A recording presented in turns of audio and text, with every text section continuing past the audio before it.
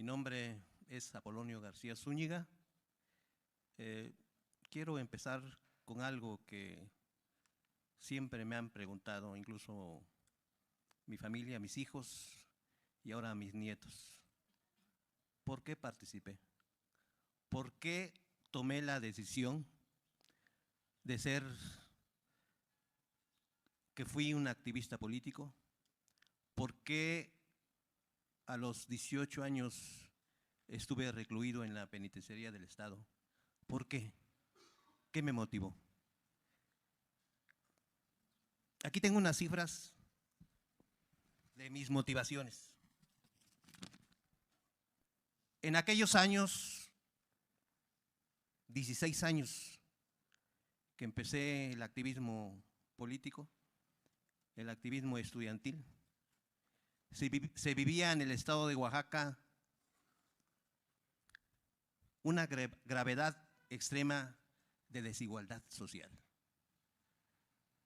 Tengo algunas cifras: 60% de analfabetismo, 30% de mortalidad infantil, 70% de desnutrición infantil. El campo estaba olvidado, había un latifundismo enorme. El propio secretario de Educación Pública, Bravo Aguja, era cacique de su región, junto con otros caciques. Y en ese momento se vivía, por esta desigualdad, un auge en las luchas sindicales. Se vivía el sindicalismo de la distribuidora Ford, de la panificadora Navarro, de los transportes Huerta, de Estrella del Valle. En ese contexto social, en estas desigualdades que había en el Estado, yo vengo de una familia de indígenas mixtecos. Yo provengo de dos padres que llegaron a la ciudad de Oaxaca sin hablar español.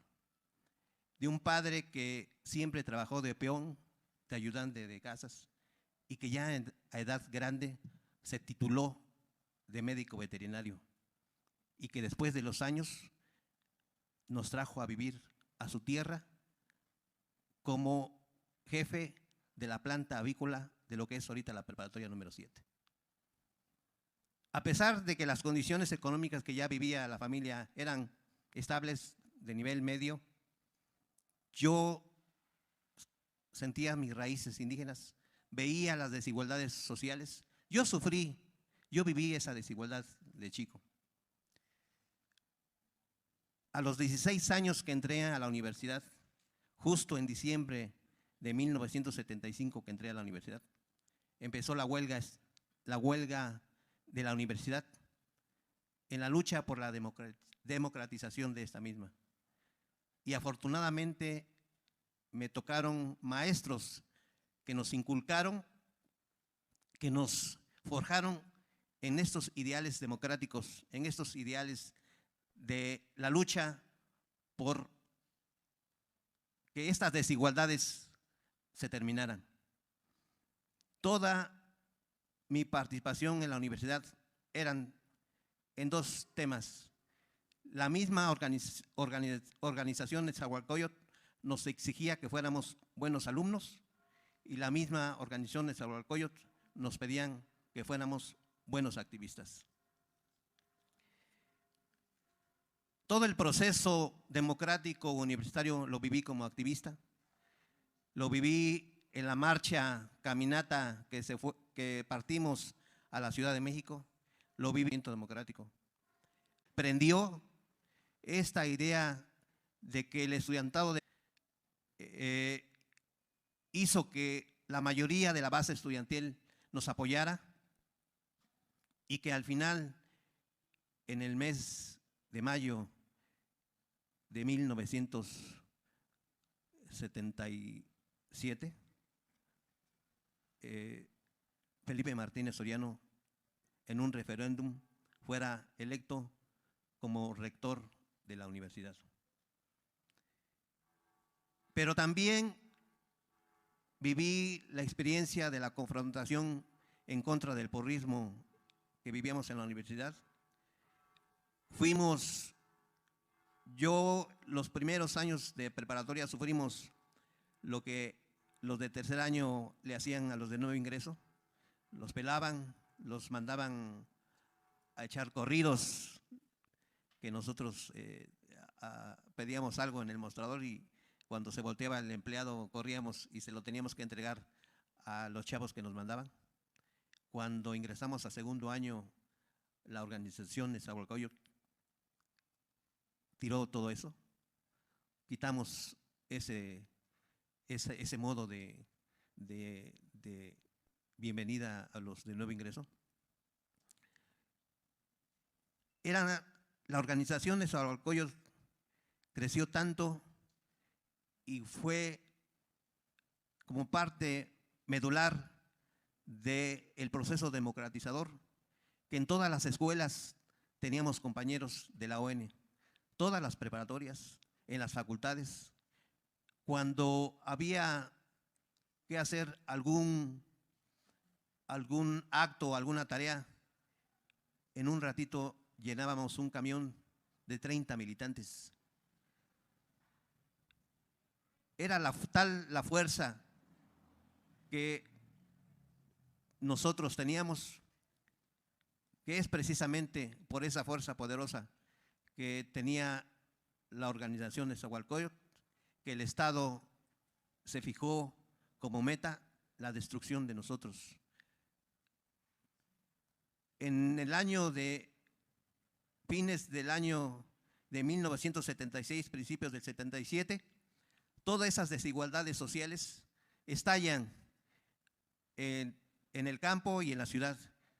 Ya el compañero Felipe contó las masacres de San Juan La Lana, Choapan. En el Istmo también hubo asesinatos de personas.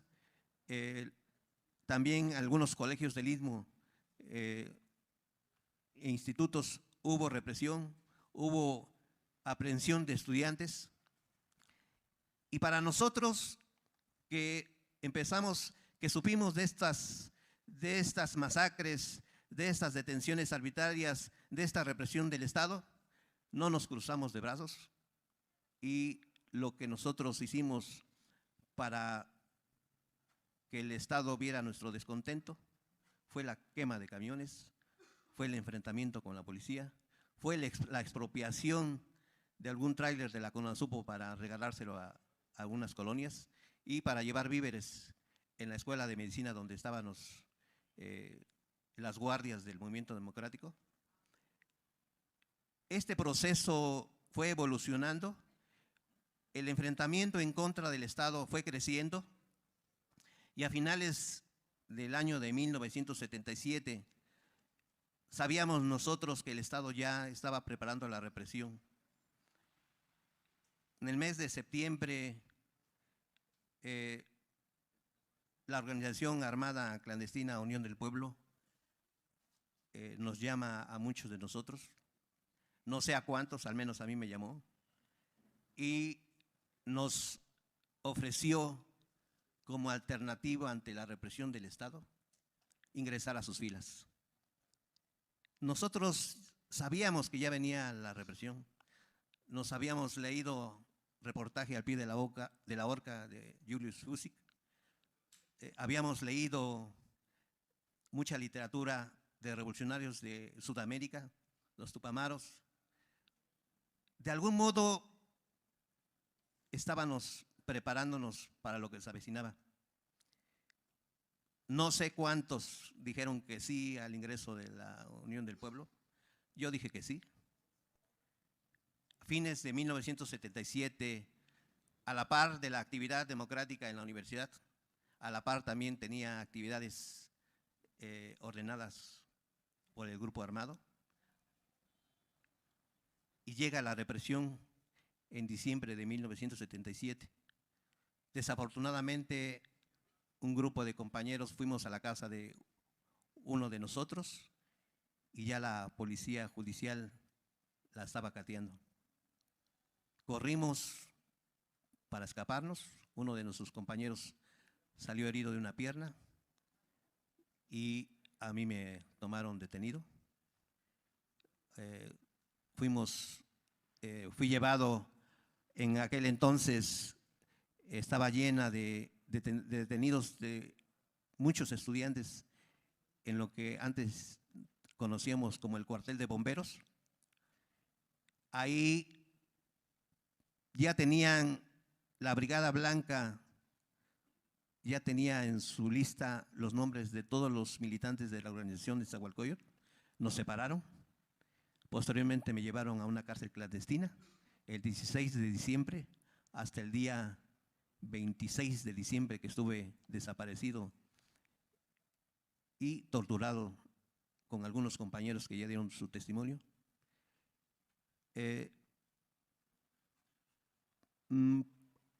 Fui objeto de golpes, fui objeto de torturas, fui objeto de amenazas.